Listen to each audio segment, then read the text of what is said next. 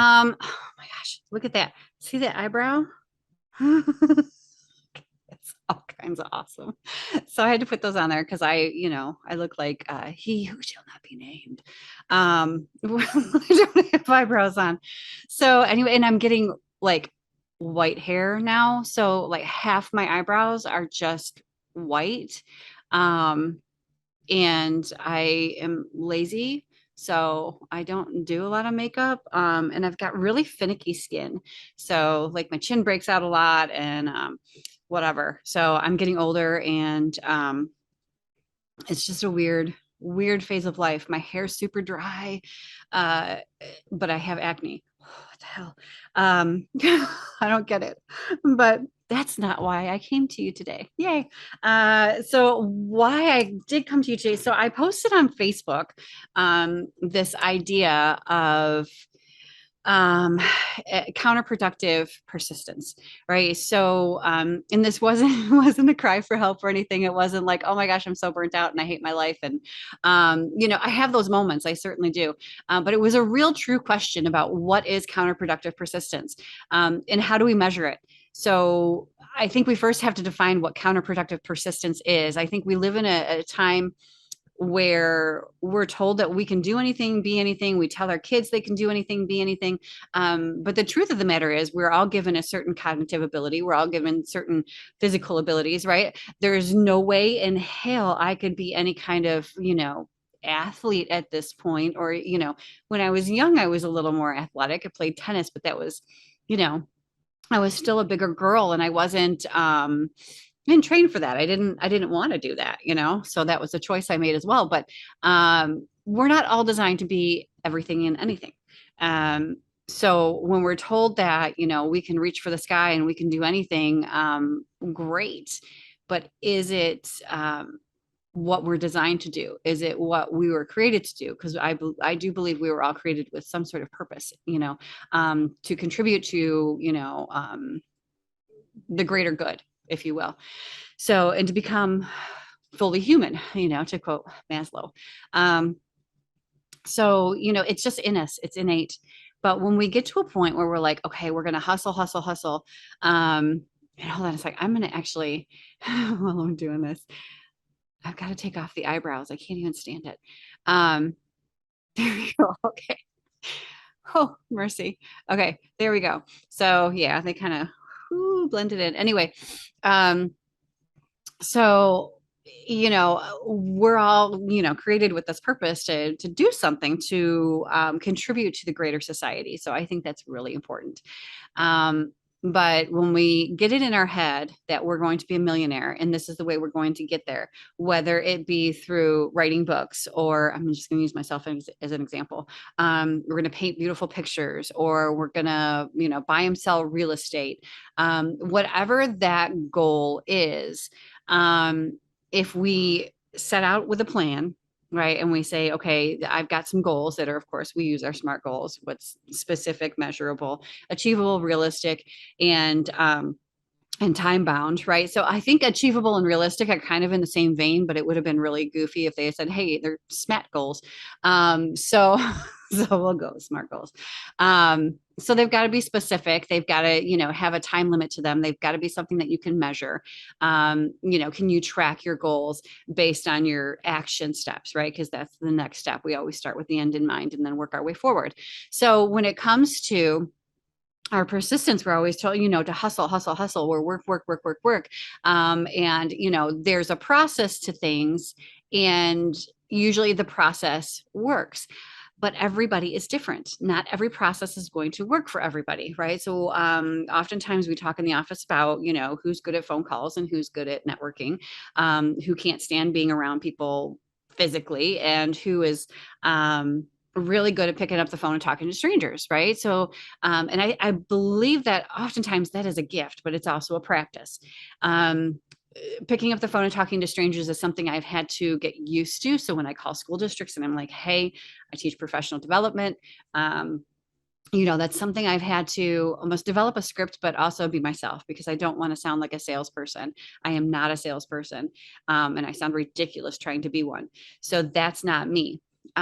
But when you do that day after day after day after day, at what point do you get to where you say, you know what, this is not working?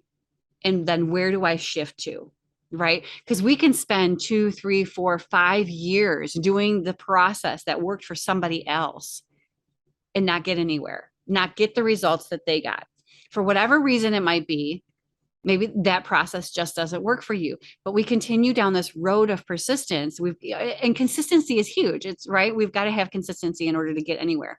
But at what point does that consistency, does that persistence then become counterproductive? At what point do we say, you know what, I'm now pouring more time and energy and resources into trying to make this thing happen, um, and it's now draining my resources and my time, and it's not contributing to whether it's my household income or my emotional well-being or whatever the case might be, whatever that filling the tank is for you. For me it's both, right? So I need that emotional filling the tank, and I also need I need the money to show up in the bank account as a result of what I'm doing. So when we get to a point of counterproductive persistence, and I've been thinking about this over the last few days, like, what does it look like? And I think that's it. I think getting to a point where you're like, okay, I'm now spending more time and resources that is draining my bank account, or at least not contributing to it. I'm spending more time, because my time is valuable, trying to reach this goal that isn't working. So how can I either readjust my action steps, my objectives, right? So am I going to stop making phone calls and show up in person? Am I going to stop showing up in person and start making phone calls? Am I going to go door knocking, or is door knocking the thing that's draining all my energy and time? And not producing anything. So we've got to have a way to evaluate these things and then course correct. And if we don't stop and say, okay, this isn't working, and we just continue down that road, this is where I think we fail. I think this happened with Restoration Place. I think that we got to a point where it was just, we were trying to be so persistent and so consistent with fundraising and doing what we were doing. So for those of you who don't know about Restoration Place, it was a nonprofit I started and ran, and we had a wonderful board, and we were trying to open up a home for girls who had been trafficked, and we got to a point where the process sort of became counterproductive. We were spending more time and resources trying to gain more resources, but it wasn't enough to cover the time and resources we were spending. So at that point, we didn't know quite where to go from there. So Restoration Place did dissolve, but not without doing some really amazing things in the process. So I'm not going to lament over that, but that gives you kind of an idea. So to move forward, we've got to have some motivation. It's got to be oftentimes innate, but also external. So when we talk about innate, it's sort of like in us, right? And then external motivation, of course, is money. Are we, gaining accolades from our friends, from our family? Oh, you're doing such a great thing. So those are emotional, positive things that move us from one place, and that they move us forward. And it isn't until we're kind of struck with the pain, or those things stop happening, right? So the money stops, the accolades stop, people really stop caring, whatever the case might be. We get interrupted with this pain, so we have to stop and go, okay, what's happening? And then we might need to start going backwards, right? Well, what in the process didn't show up? What didn't go quite right? When, where, and why? And then we can start to adjust. And you know what? It might just be that goal sucks. It might just be that goal is completely unachievable, unrealistic. When we created it, we were high in the sky thinking that, we could have everything because we're promised everything, right? Whether it's, and I do believe, biblically, right? I can do all things, through Christ who strengthens me. But I don't necessarily, he was talking about, I'm going to make you a millionaire because you believe in me. That's right. It's a bit of a stretch. So, it might be that goal is just a crap goal, that it just wasn't good to begin with, that there wasn't enough people out there doing it, that there was a good process to it. And you can be innovative and try to start something new, which I constantly, my mind is just all the time, right? It's constantly going, thinking of what I can do that's new and exciting, and all of those things. So but sometimes, those goals are really lofty, and I don't have the time for all of those things um, to come to fruition. I don't have enough time to work the process, so to speak, for every single one of those goals. So I really need to prioritize. So this idea of counterproductive persistence, I think it gets some people, they get to a point where they're failing, and things have stopped working, or they never started working, but they continue to hope and believe that if they just keep going, if they go another day, another week, another month, another year, that something is going to break through you know um the curtain and just be illuminated. And maybe it will, maybe, you know um but really, I think we need to stop and evaluate quite often, especially if things are not working, and then say, hey, is this really a goal that's worth pursuing? Is it what I was intended to do? Is it going to produce what I'd hoped it would do? And I think it comes down to also, the pursuit of money. It's not a horrible thing, because we need to sustain our households, and that's not a bad thing. But I think there needs to be a mindset shift with, let's not hold back who we are, and monetize everything. So I mean, it would be nice, but people aren't going to pay, just for you to be you. So I think that's really, really important. Um, that being said, I think there are some things that need readjusting in my own life, right? So I do have lofty goals. I have goals for, of course, the PhD. So the PhD, I'm pretty close. I've got 4 classes and exams left, and then a dissertation year. So it's not that far away. Like, I can see the light at the end of the tunnel, and that is a huge, huge goal for me. And I know the action steps to get there. And so far, they've been producing just fine. I'm not going to mess with that. So my persistence in the PhD is paying off, and I can see that happening in front of me. It's amazing.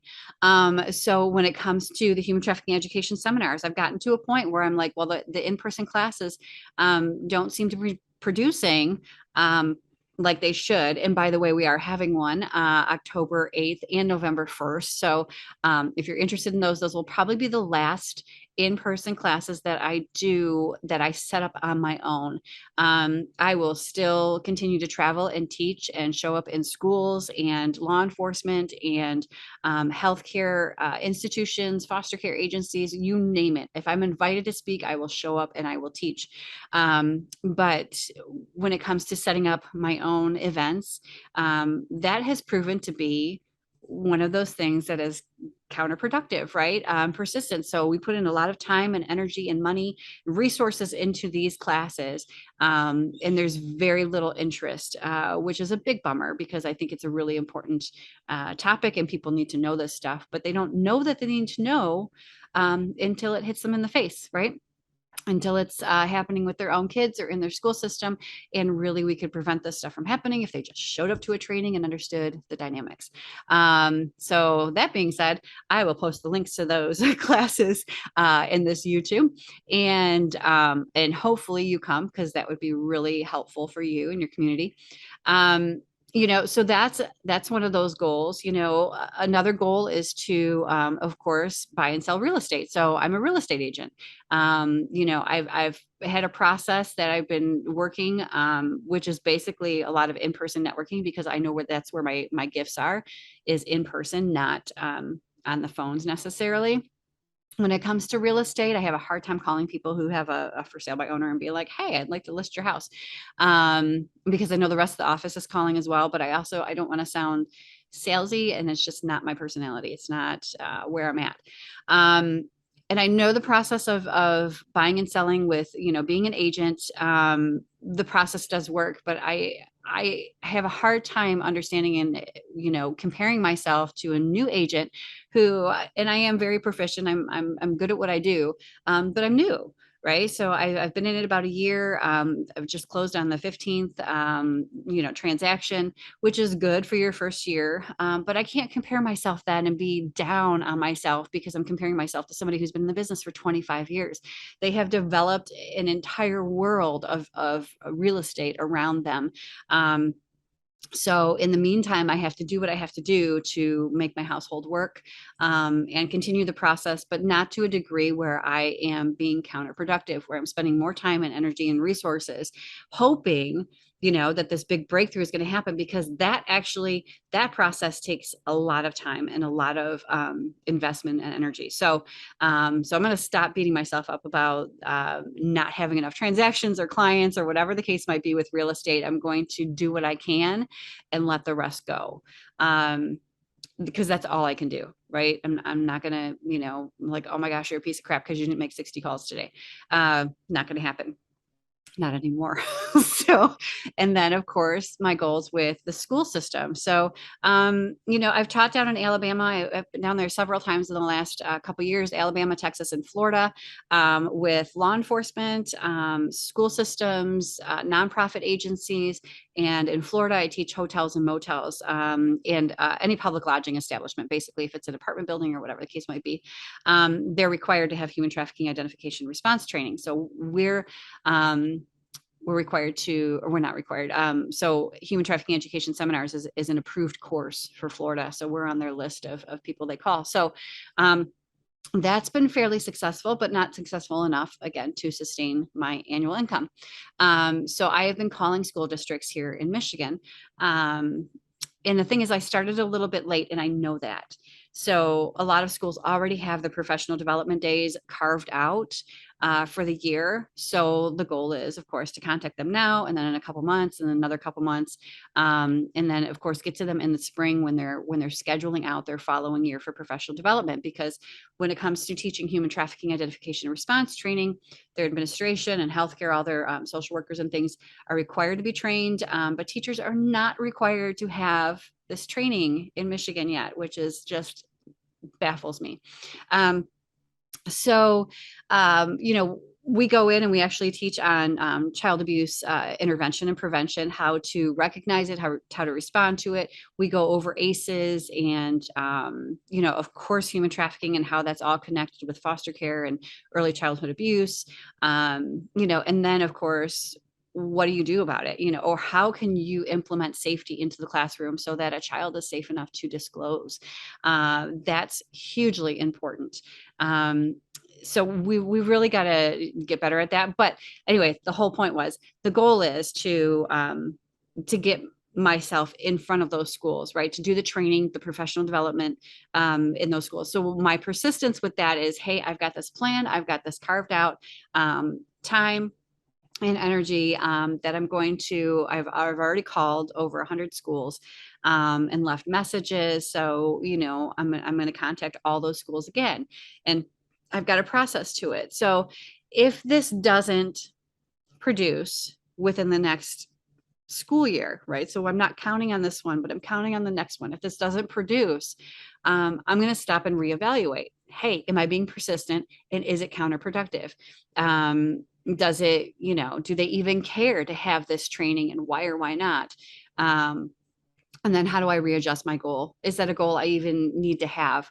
Because I believe my purpose and my the plan here on earth for me is to educate on childhood abuse, prevention, intervention, and healing, and how that takes place. And it's not from a place of I'm all healed. It's from a place of I continue to improve on myself and become more of fully who I was intended to be.